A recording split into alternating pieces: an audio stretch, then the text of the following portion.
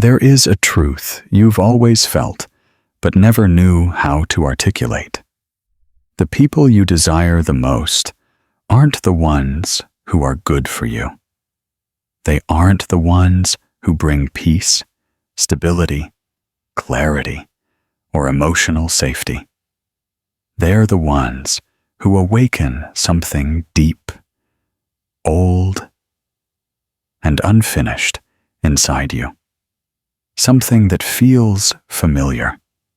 Something that feels like home, even when it hurts.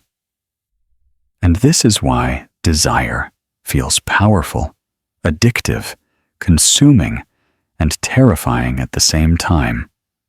Because the person you desire the most is rarely the person who sees you. They're the person who triggers you. Attraction, the strong kind. The kind that makes you lose your breath. The kind that hijacks your rational mind. The kind that feels like gravity, is not born from compatibility. It's born from memory.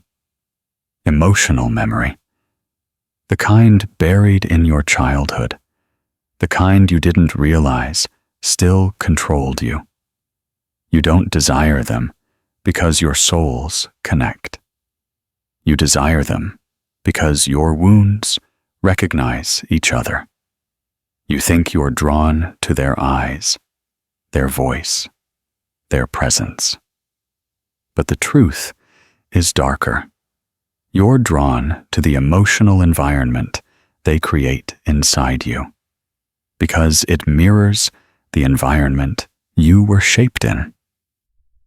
If you grew up around uncertainty, unpredictability, silence, or emotional distance, then the person who gives you just enough to stay, but never enough to feel secure, will feel intoxicating.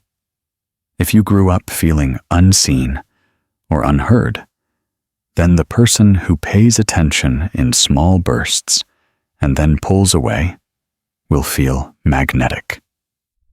If you grew up needing to prove your worth to feel loved, then the person who makes you work for their affection will feel irresistible. You're not choosing them. Your wound is. And the wound wants familiarity, not healing. This is why the wrong person feels right. This is why emotional danger feels exciting. This is why chaos feels like passion. This is why anxiety feels like chemistry. This is why mixed signals feel meaningful. This is why clarity feels boring.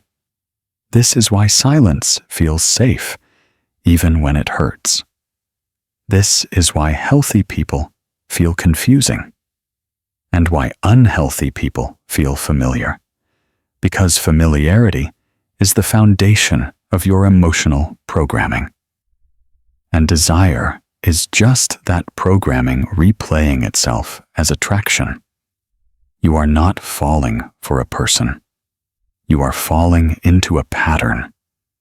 And the deeper the wound, the stronger the attraction.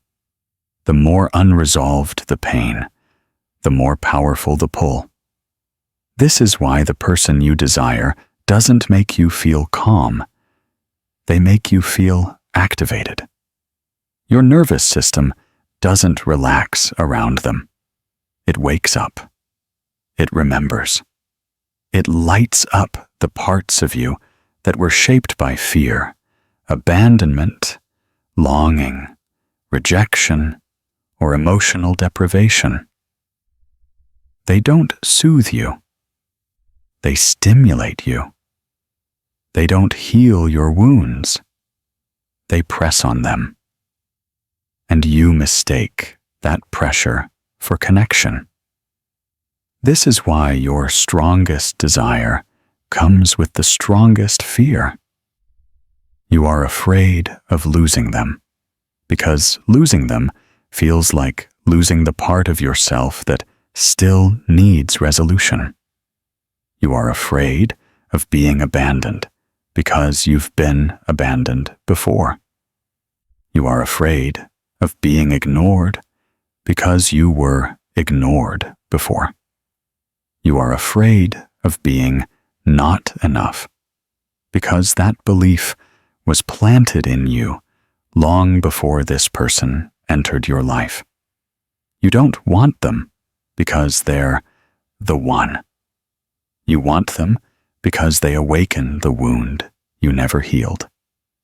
They feel like the person who will finally give you the love you should have received years ago. The love your younger self was starving for. The love that would fix everything.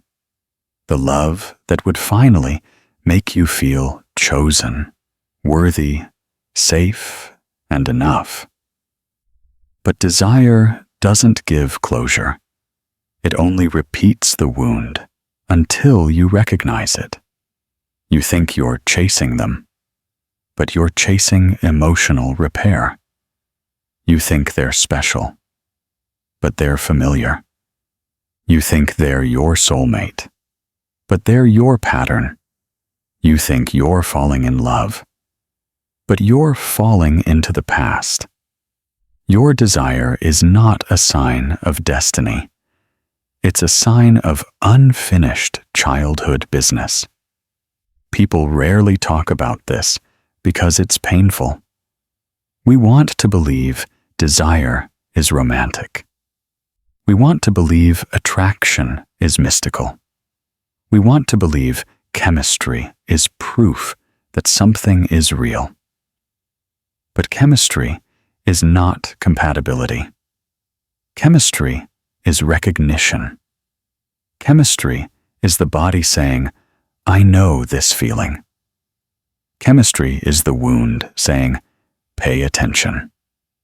And until you understand this, you will repeat the same pattern with different faces. Different names, same story. Different people, same emotional outcome. Different beginnings, same heartbreak. You will keep desiring people who make you feel insecure. You will keep craving people who make you question yourself. You will keep falling for people who can't choose you. You will keep finding comfort in people who recreate discomfort.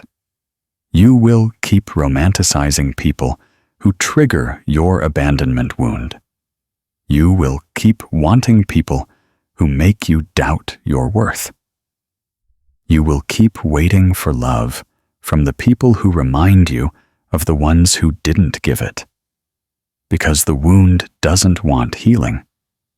It wants repetition. It wants to replay the original pain, hoping one day the ending will be different. But the ending won't change. Not until you do. And here's the painful truth. You don't need the person you desire. You need the healing their presence is pointing you toward. You don't need the chase. You need the closure. You don't need the intensity. You need the safety.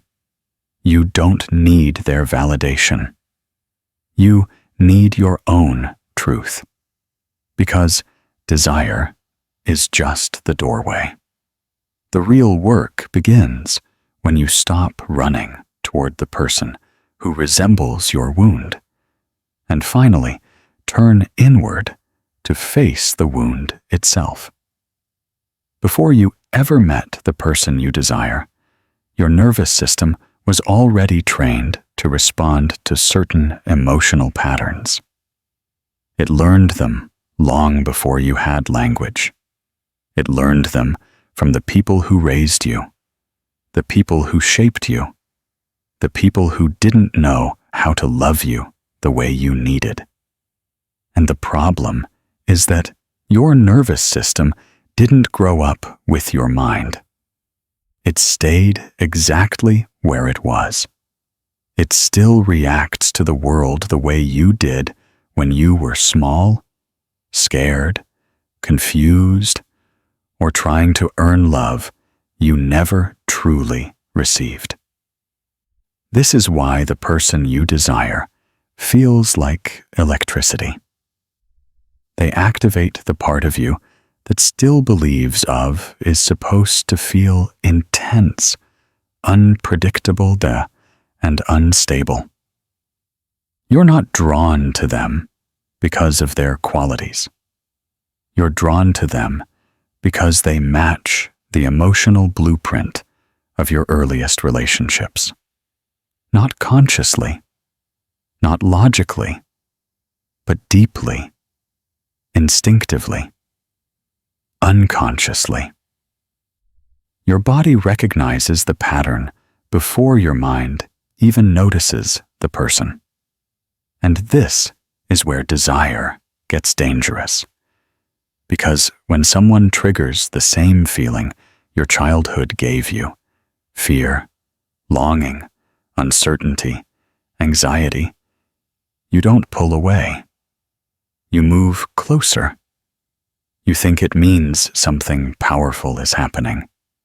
You think your soul is speaking. You think this is the person who will finally understand you. You mistake emotional survival for emotional connection. You think the intensity means they're special. But the intensity means you're triggered. You think the pull means it's love. But the pull is your wound reaching for familiarity. You think you can't live without them. But it's the part of you that lived without love for too long speaking up. This is why the person you desire usually has 3 traits. They are unpredictable, they are emotionally inconsistent, and they don't fully choose you. And that exact combination replicates the very environment your nervous system grew in. If someone came into your life who was calm, stable, safe, available, you wouldn't feel the same desire. Not because they're wrong for you, but because your nervous system doesn't know how to interpret safety yet. Safety feels unfamiliar, and unfamiliar feels boring.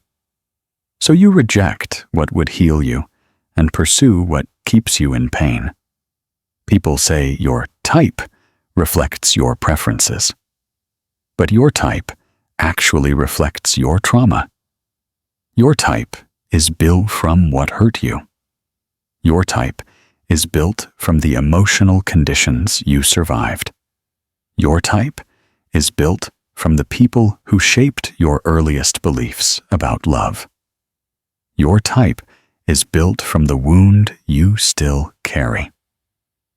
And this is why you can feel a stronger desire for a person who gives you nothing compared to someone who gives you everything.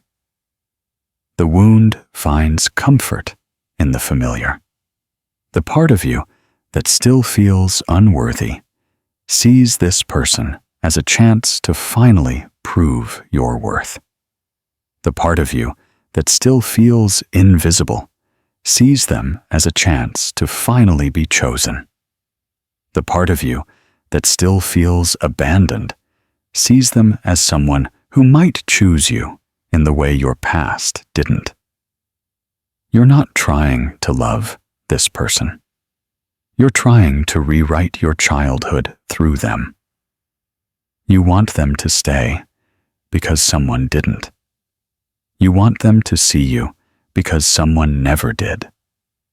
You want them to choose you because someone couldn't. You want them to love you because you were never taught how to love yourself. But here's the problem. No person can complete a wound that wasn't created by them. They can only reflect it. And the reflection feels like desire. You chase them because the wound wants closure, but the wound doesn't know how to heal. The wound only knows how to repeat. This is why desire always hurts, not later, right from the beginning. Even in the early stages, you feel a strange tension inside your chest, a fear underneath the excitement, an ache under the pleasure, a sense that you need to hold on tightly, a panic at the thought of losing them. This isn't love.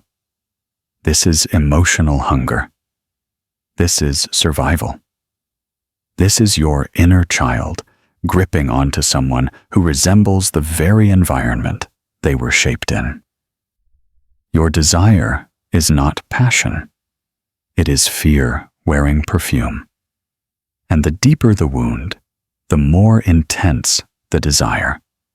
The more trauma you carry, the stronger the chemistry feels. And you convince yourself that this intensity is real connection. But connection does not create stress. It creates calm. It creates openness. It creates clarity. It creates emotional safety. And desire creates none of that. It creates confusion. It creates overthinking. It creates obsession. It creates emotional turbulence. It creates dependency. Desire pulls you toward someone who wounds you, not because you're weak, but because you're wounded. You're trying to solve something you didn't break. You're trying to heal a wound by recreating the environment that caused it. This is why you keep attracting the same person again and again. Different faces, same emotional blueprint. Different names, same pattern. Different beginnings, same ending. You call it bad luck. You call it heartbreak. You call it bad timing. You call it a curse. You call it destiny. You call it my type. But it's simply repetition.